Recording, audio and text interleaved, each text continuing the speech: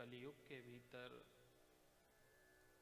उद्धव जी से श्री कृष्ण जी ने कहा कि उद्धव जी, कली काल में लोग मेरा चतुर्भुज रूप में दर्शन नहीं कर पाएंगे, इसलिए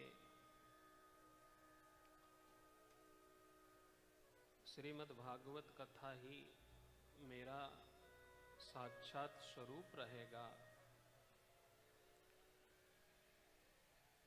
तेनेयम बांगमयी मूर्ति प्रत्यक्षा वर्तते हरि।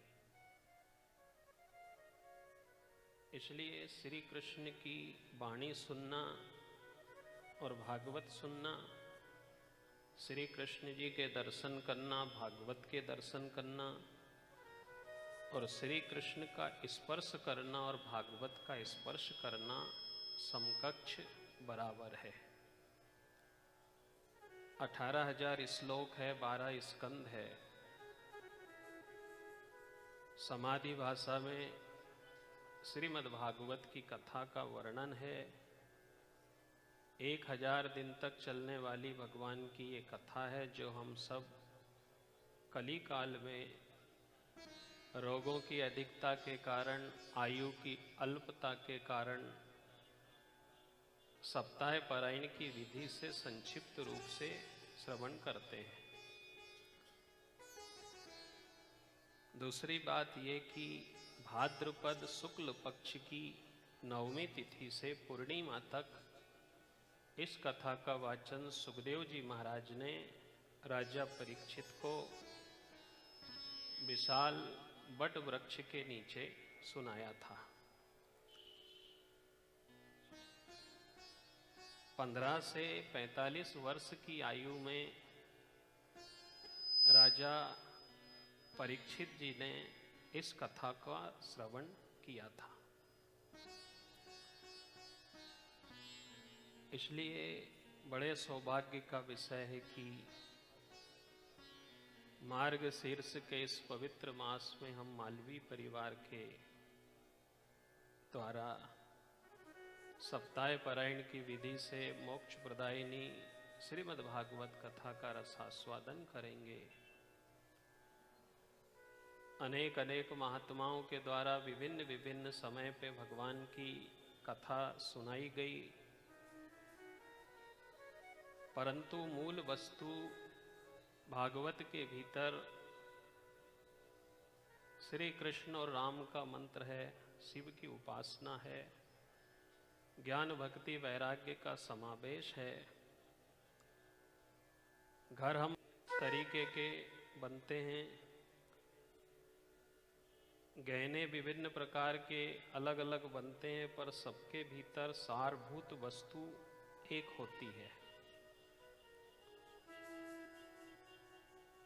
विभिन्न तरीके से संत ब्राह्मणों के द्वारा कथाओं का वाचन समाज के भीतर किया गया, पर सार तत्व हरे राम हरे कृष्ण मंत्र ही श्रेष्ठ है।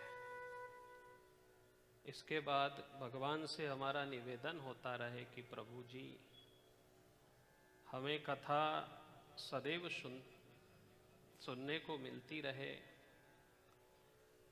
कथा कैसी हो?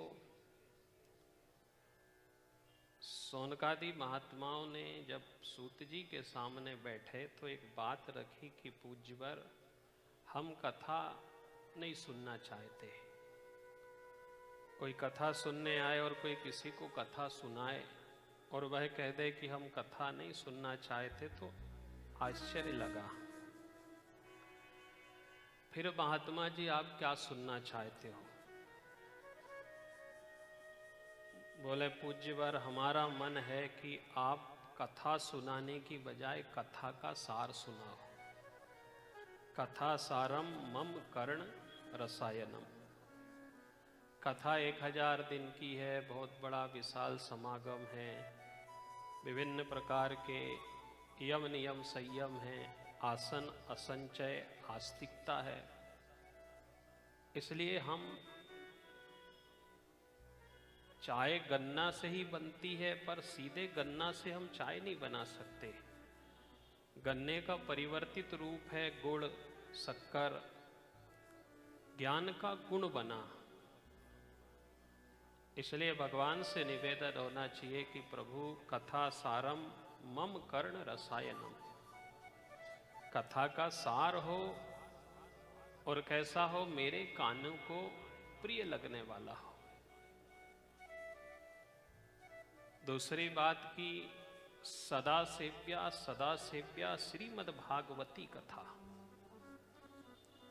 सदा हम सेवन किया करें, सदैव सेवन किया करें और सदैव सेवन करने का ही विषय है।